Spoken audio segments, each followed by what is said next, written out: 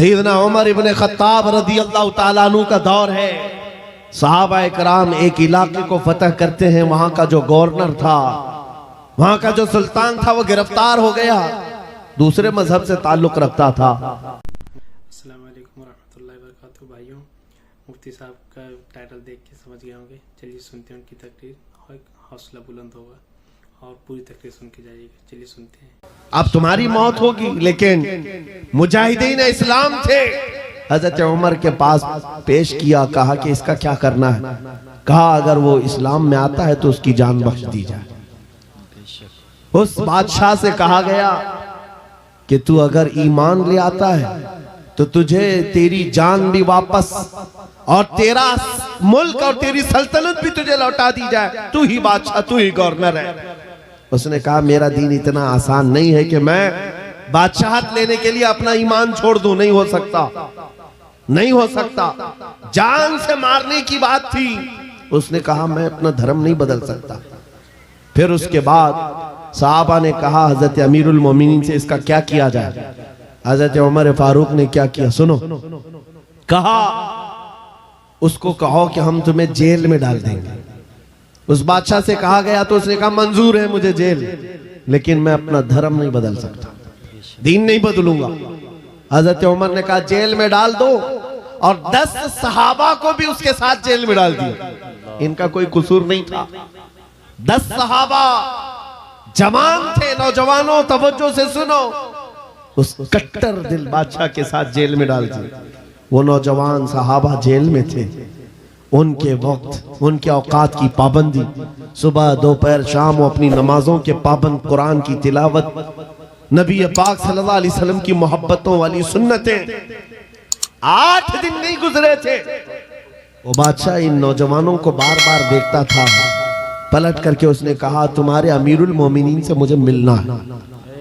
पैगाम पहुंचाया गया हजरत उमर के पास। कहा लाओ उसको। पेश किया गया बादशाह को, जेल के बाहर ला करके हजरत उमर के पास। कहा क्या कहना चाहते हो। कहा ईमान लाना चाहता हूं,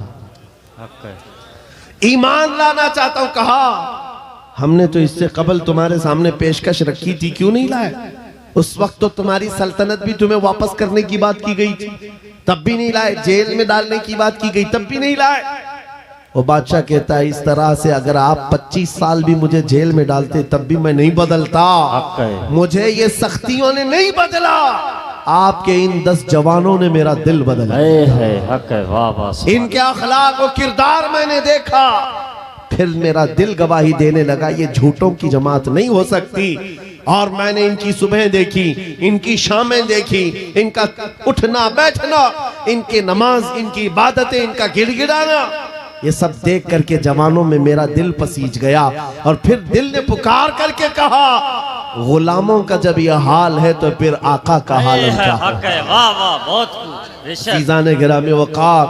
बदल सकते हो आज भी बदल सकते हो कि अगर तुम्हारे अखलाक, तुम्हारा ईमान मजबूत हो जाए, पत्थर दिलों को भी बदल सकते हो। बस बात इतनी है कि अमल के मैदान में तुम्हें आना है, उनके दिलों को बदलना मेरे मौला की शान है, रब तबारक व तआला की शान है। बड़े बड़े जलसे कर लिया, रात पूरी जाग लिया, लेकिन तुम्हारे अखलाक नहीं संवर सके तो ये फजूल हो जाएगा, कोई काम के नहीं। अगर सिर्फ दिखावे के लिए फॉर्मेलिटी अदा करना है तो हमें जलसों में बुलाओ भी मत। हम इस काम के लोग नहीं हैं, हम इस मैदान के लोग नहीं हैं। नहीं, हमारा ये पेशा है कि आपके पास आया, तकरीर किया और कुछ पैसे लेकर चला गया, अपनी कमाई किया। अलायाज़ु बिल्लाह, कभी नहीं। सिर्फ एक दर्द लेकर के चलते हैं कि हमारी जमात में से वो नौजवान किस दिन उठेगा जो इकबाल का जवान था। सुना है कुदसियों से मैंने कि वो शेर फिर होशियार होगा। बस यही दर्द लेकर आप तक, बल्कि बंगाल की खाड़ियों में, बिहार की झाड़ियों में, हर जगह पर सफर इसलिए कर रहे हैं कि कहीं ना कहीं मेरे मौला करीम ने फजल फरमाया और रहम फरमाया उम्मत मुस्तफा पर। हमारा जवान बेदार हो जाएगा, इन गानों को ये लात मारेगा, ये सारे मुजरे करने वाले अखलाक को ठोकर मारेगा और खड़ा होकर दुनिया को बताएगा मेरे नबी से मुझे इतना प्यार है कि तुम अगर नंगे रहने पर फख्र कर सकते हो तो मैं मेरे मुस्तफ़ा की सुन्नतों पर फख्र करूंगा। बेशक सुभान। अगर तुम्हें चोटी रखने पर शर्म नहीं आती तो मुझे दाढ़ी रखने में क्यों शर्म आए? हकीकत बोल रहा हूं या नहीं? अरे लोग आज तो चड्डी पहन करके निकल रहे हैं, उनको कोई शर्म या उनको कोई हिकारत से नहीं देखता, बल्कि फैशन कहलाया जा रहा है। तुम्हें अगर अपने मुस्तफ़ा करीम से मोहब्बत है, जैसे कि कहते हो जान भी दे देंगे, माल भी दे देंगे, उनके कदमों पर कुर्बान भी हो जाएंगे। जान बाद में देना, गर्दन बाद में देना, पहले अपने अंदर मौजूद खराबियों की कुर्बानी दे दो। अपनी जिंदगियों में मौजूद इन तमाम वाहियात को खत्म करो, आ जाओ मेरे मुस्तफ़ा के गुलाम बन जाओ। बेशक। एक सवाल करता हूं, दिल पर हाथ रख करके और यकीन के साथ मुझे बताओ, अगर कोई तुम्हें हुजूर का गुलाम कहे तो बुरा लगेगा? किसी को बुरा लगेगा? बल्कि मैं तो ये कहता हूं दुनिया मुझे हुजूर के दरबार का कुत्ता कहकर पुकारे, मेरी जिंदगी की मेराज। बेशक हमारी सआदत है। हुजूर के दरबार का कुत्ता कहलाना भी हमारे लिए फख्र है। आपको अगर कोई गुलाम कहता है तो एतराज है आपको बुरा लगेगा? बल्कि हुजूर का गुलाम होना ये सबसे बड़ा शरफ है, हक है, सबसे बड़ी सआदत है। बेशक। तो जब आपको दुनिया कोई हुजूर का गुलाम कहे तो बुरा नहीं लगता, तो अमल करने में बुरा क्यों लगता है? पूरे के पूरे गुलाम बन जाओ हुजूर अकरम सल्लल्लाहु तआला अलैहि वसल्लम। नहीं, आप झूठ बोलते हैं। कुछ लोगों की बात कर रहा हूं। हुजूर का गुलाम कहने में बुरा नहीं लगता, टोपी रखने में बुरा लगता है, दाढ़ी रखने में बुरा लगता है, फिर झूठ क्यों बोल रहे हो? हुजूर के गुलाम कहलाने में बुरा नहीं लगता, लेकिन अमल से बार बार दिखाते हो कि नहीं, पसंद नहीं है तुम्हें, पसंद नहीं है। इस्लाम जिंदाबाद का नारा लगाते हो, अपनी बीवियों पर, अपनी बच्चियों पर इस्लाम को क्यों नहीं पसंद करते? इनके दुपट्टे कहाँ चले जाते हैं? इनको आवारा क्यों छोड़कर रखा है? इनको जिस तरह बेपर्दगी के साथ घुमाते हो और खुशियों से देखते हो, शादी महल में जाकर देखे वहां तो हालात ही बदले हुए हैं, इस्लाम दिखता ही नहीं। तो इस्लाम जिंदाबाद का नारा सिर्फ ये जुबानी है? अपने घरों से तब्दीली ले आओ। बेशक। इनकलाब तुम्हारे घरों से आएगा। आज तुम दिल महसूस करके बैठे हुए हो कि बड़े बड़े तख्त पर बैठे हुए कुत्ते हमारे लिए भौंक रहे हैं, इस्लाम को मिटाएंगे, मदरसों को मिटाएंगे, मस्जिदों को मिटाएंगे, बुरा लगता है। और उसके बदले में तुम चाहते हो उनका जवाब देने वाला कोई चाहिए। बार बार हमारी मेंबरों से हम उनका जवाब देते रहे। ऐ नौजवानों, जवाब तुम अपने अमल से दो। एक मस्जिद का मीनार क्या गिरता है, हर घर मस्जिद बनना चाहिए। हक है, वाह वाह, बहुत। हर घर मस्जिद बन जाए। काश तुम्हारे घरों से अजाने हो, तुम्हारे घरों को मुसल्ला बना दिया जाए। एक बात याद रखो, दुनिया थक जाएगी, एक वक्त आएगा थक जाएगी। कल को देखना इजराइल भी थक चुका होगा मार मार करके। अब आएंगे वो युद्ध विराम करने के लिए कि हम समझौता करेंगे, बस खत्म हो गया। जितने ताकत थी झोंक दिया, मार मार करके थक जाएगी दुनिया। लेकिन हमारी शरीयत का, हमारे दीन का एक मिजाज है, कितने गाजी मारोगे हर घर से गाजी निकले। बेशक हक है। तुम एक चिराग गुल करोगे, मौला 100 चिराग रोशन करेगा। ये सिलसिला चलता रहेगा।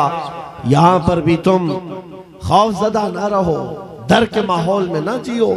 बस मैं तुम्हें ये बात कहने के लिए आया हूं, अगर नबी के गुलाम हो तो पूरी गुलामी करो, पूरी गुलामी करो, फख्र के साथ करो, अपनी दाढ़ियों के साथ, अपनी शनाख्त के साथ, अपनी आइडेंटिटी के साथ। आपको क्या लगता है कि कोई हमें नौकरी से निकाल देगा, कोई हमें रिस्क नहीं देगा? माज़अल्लाह रज़्ज़ाक़ ये लोग नहीं, रज़्ज़ाक़ मेरा रब है, अल्लाह मेरा रज़्ज़ाक़ है। एक छोटी सी कम्युनिटी ने अपनी पहचान बना ली, पंजाबियों ने, और वो अपनी आइडेंटिटी को लेकर के छलने लगे। और दुनिया पर उन्होंने छाप छोड़ा कि हम जहां रहेंगे अपनी शनाख्त के साथ रहे, समझौता नहीं करेंगे। दुनिया उनको एक्सेप्शन देने लग गई कि हाँ ठीक है तुम इसके साथ ही जियो। ऐ मोमिनो, तुमने खुद छोड़ दिया अपनी चीजों को। काश उस सहाबी रसूल की बात मैं तुम्हें बताऊं। हजरत नौमान एक सहाबी, एक बादशाह के पास उनको बुलाया गया था, हुजूर के तर्जुमान बन करके गए थे, एम्बेसडर बन करके गए थे। और जब उस बादशाह के पास आए, काफिर बादशाह था, एक सहाबी की बात, उसने कालीन बिछाया। और कैसा कालीन था? रेशम का कालीन था। रेशम का कालीन, बहुत महंगा कालीन। और जो कुर्सी बिछाया वो सोने की कलाई की हुई कुर्सी थी। जब सहाबी रसूल वहां पहुंचे, देखा रेशम का कालीन है, अपनी तलवार से फाड़ दिया, कहा उठाओ इसको, जमीन पर चलूंगा। जमीन पर चलकर आए, कुर्सी देखा सोने की रखी है, ठोकर मारकर गिरा दिया, कहा सादी कुर्सी रखो। बादशाह ने पूछा, इतना एटीट्यूड है तुम्हारे अंदर, इतना गुरूर किस बात का? तुम्हारी इज्जत के लिए ये रेशम का कालीन बिछाया, सोने की कलाई की हुई कुर्सी रखा।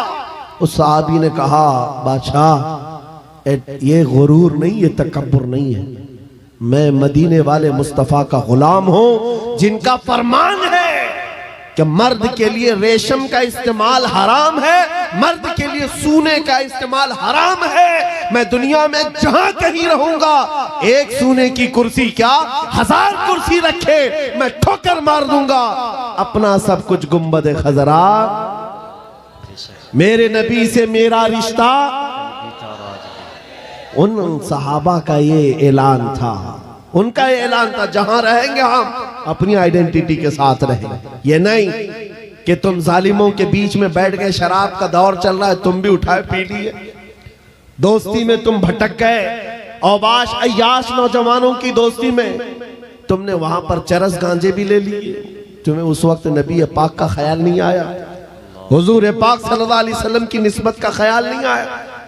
एनी टाइम हर जगह पर तुम अपने नबी से जुड़े हुए हो।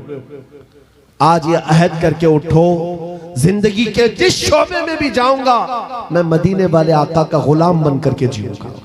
ये अहद करेंगे इंशाअल्लाह। बाजार में भी हुजूर के गुलाम, मस्जिद में भी हुजूर के गुलाम, घर में भी हुजूर के गुलाम। इस गुलामी का नतीजा ये निकलेगा जिस दिन हमारा जनाजा जाए और खबर में जाने से पहले तुम सिर्फ इतना कह करके जाना मेरे आका से, इतना कह करके जाना, मैं मरूं तो मेरे आका। ये मलाइका से कहना, इसे कोई मत जगाना, अभी आंख लग गई है। फिर देखना नबी करीम सल्लल्लाहु ताला अलैहि वसल्लम की तरफ से खबर में भी तुम्हारी राहत के लिए ये जवाब आएगा, नकीरो जरा आराम से जगाना, ये मेरा दीवाना आया है। बेशक ये मेरा दीवाना है, थक करके आया है। अगर वो इज्जत चाहते हो तो आज दुनिया के ऐश को ठोकर मारो, आज दुनिया की इन तमाम वाहियात और खुराफात को छोड़ो, आओ मेरे नबी पाक के दरबार में। एक चीज मैंने मिसाल के तौर पर बताई, हमारा फख्र, हमारा गुरूर हुजूर की निस्बत है। बेशक हमारा फख्र हुजूर की निस्बत है, इसको बोलने में शर्माना नहीं है। मैं अभी आपके सामने आता हूं, ये मिसालें सुन लो, ये मिसालें सुन लो, और फिर जिनको मुझे मैसेज देना मैं देता हूं। हजरत उमर फारूक रज़ियल्लाहु ताला अन्हु के दौर में किसरा बादशाह के यहाँ का एक कालीन लाया गया था, वो भी कालीन बहुत महंगा, जिस पर बैठ करके लोग फख्र करते थे। बादशाह जब किसी से बहुत खुश होता था उस कालीन पर उसको बिठाता था। और जब किसरा की सल्तनत को उखाड़ फेंका सहाबा ने, सुपर पावर था उस जमाने का, पर्शियन एम्पायर खत्म कर दिया, तो वहां का कालीन मदीने ले आए, अमीरुल मोमिनीन की बारगाह में पेश किया, कहा यह कालीन कहां रखना है? आपने कहा मस्जिद नबवी के दरवाजे के बाहर डाल, तो जो आएगा पैर पोंछ कर आए। हक है, वाह वाह। उन्होंने ये नहीं देखा बहुत महंगा कालीन है, मेहराब में लगा दो, वहां से आया हुआ है। वो नबी के हकीकी गुलाम थे, वो इज्जत मेरे मुस्तफा के कदमों में ढूंढते थे। बादशाहों क्या नहीं, वो बताना ये चाहते थे, दुनिया वालों जिस पर बैठ करके तुम फख्र करते हो वो तो मोहम्मद अरबी के कदमों की धूल के लायक नहीं है। ये फख्र था, नाज था उन्हें नबी पाक की निस्बतों पर। और कसम खुदा की, जिस दिन तुम्हारे अंदर ये बेदारी आ जाए कि हमें अपने नबी पाक सल्लल्लाहु तआला अलैहि वसल्लम की निस्बत पर फख्र है, दुनिया तुम्हारी आवाजों को बंद नहीं कर सकेगी, बेशक नहीं बंद कर सकेगी। आज मेरे मुतालिक बहुत सारी चीजें मशहूर हैं और मैं इस बात से खौफ नहीं करता कि कल मेरे साथ क्या होने वाला है। मेरा अकीदा ये है, मौत आनी है तो मच्छर से भी अल्लाह ताला मौत लाए। मौत आनी है, चूंटी और मच्छर से भी आदमी मर जाएगा, और नहीं आनी है तो मोदी योगी से भी नहीं आएगी। है हक है, वाह वाह। नारे तकबीर, नारे रिसालत, जश्न गौसुल वरा, खलीफे हुजूर ताजुश शरिया, खलीफे हुजूर गयासे मिल्लत, नारे तकबीर, नारे रिसालत। ये मिजाज लेकर के चलो। हमारे पास जो दौलत है वो हुजूर पाक की निस्बत है, नबी पाक सल्लल्लाहु अलैहि वसल्लम की मोहब्बत है, लासवाल दौलत है जो हमें बेखौफ बनाती है, जो हमें निडर बनाती है। लोगों के दरमियान ही नहीं, पूरी दुनिया के दरमियान तन्हा रह करके भी नबी पाक का गुलाम अपने आप को महफूज समझता है। बेशक वजह क्या है? जिस दिन मौत आएगी अपनी ही चादर ओढ़कर सो जाए, इसलिए कि दुनिया कितने दिन की है। हमारा तो ये अकीदा है, एक न एक दिन दुनिया से जाना है और कब्र में पहुंचना है, लेकिन असल जिंदगी तो आंखें बंद होने के बाद शुरू होनी है। देखनी है हश्र में इज्जत रसूलुल्लाह की। हक है, वाह वाह। जब उस दिन मैदान महशर में जमा होंगे, सारे कीड़े मकोड़े भी लाए जाएंगे, अपने वक्त के जबाबरा, तागूत, ताकत, सारे फिरौनी